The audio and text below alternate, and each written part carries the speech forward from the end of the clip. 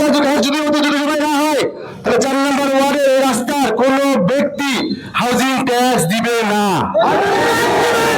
আমরা কোন পৌরসভায় কোন ট্যাক্স দিব না।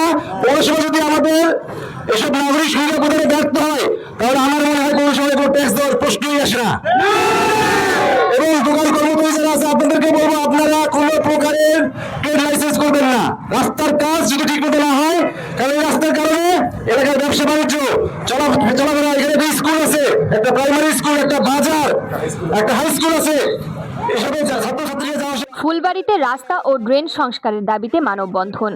বিস্তারিত থাকছে দিনাজপুর থেকে মোহাম্মদ ফয়জার রহমানের প্রতিবেদনে। পৌরসভার 4 নং ওয়ার্ডের পশ্চিম গড়িপাড়া গ্রামের রাস্তা ও ড্রেন সংস্কারের দাবিতে স্থানীয় নিমতলা মোড়ে মানববন্ধন অনুষ্ঠিত হয়েছে।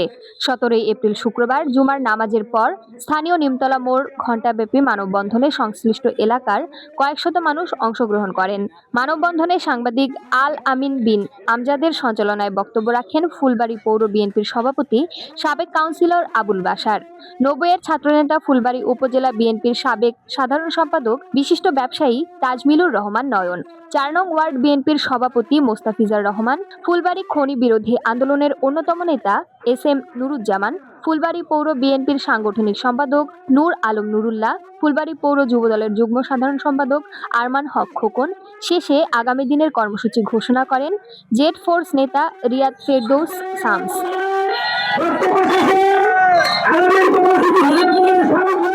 বক্তারা বলেন, আগামী 15 দিনের মধ্যে রাস্তার সংস্কার বাস্তবায়নের কর্মসূচি ঘোষণা না করা হলে বৃহত্তম আন্দোলন করা হবে।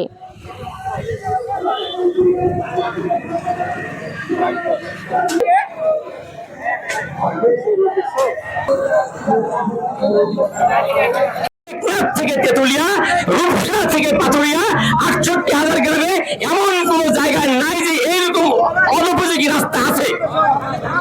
এই রাস্তার সংস্কারের দাবিতে 4 নম্বর ওয়ার্ড পশ্চিম গড়িপাড়া সহ অত্র এলাকার সকল মানুষ, আজকে শত শত মানুষ, হাজার হাজার মানুষ, যারা বড় ভাই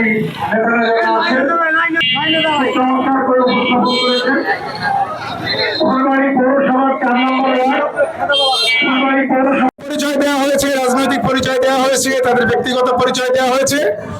আমিও ফুলবাড়ি পৌরসভায় 1999 সালে কমিশনার নির্বাচিত হয়েছিলাম। আমাদের অভিহিত বিগত দিন কে কি করছে না করছে আমাদের দেখাশোনার দরকার নাই।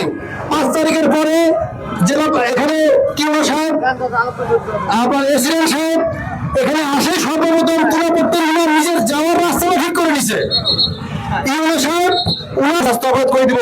প্রয়োজনে আমরা পৌরসভাতে অবস্থান কর্মসূচি করবো, সেখানে রান্না বান্না করে সেখানে আমরা অবস্থান করবো, কয়েকদিন অবস্থান করে দেখবো। কিন্তু আমাদের রাস্তার কাজ অতি দ্রুত কমপ্লিট হওয়া চাই এবং ড্রেনেজ ব্যবস্থা এবং আবর্জনা ব্যবস্থাপনা খুব দ্রুত মাফিকে হওয়া চাই। এটা যদি না হয় তাহলে আমরা আমাদের কর্মসূচি আলটিমেটাম তারা যেন সকাল ধরে না নেয়।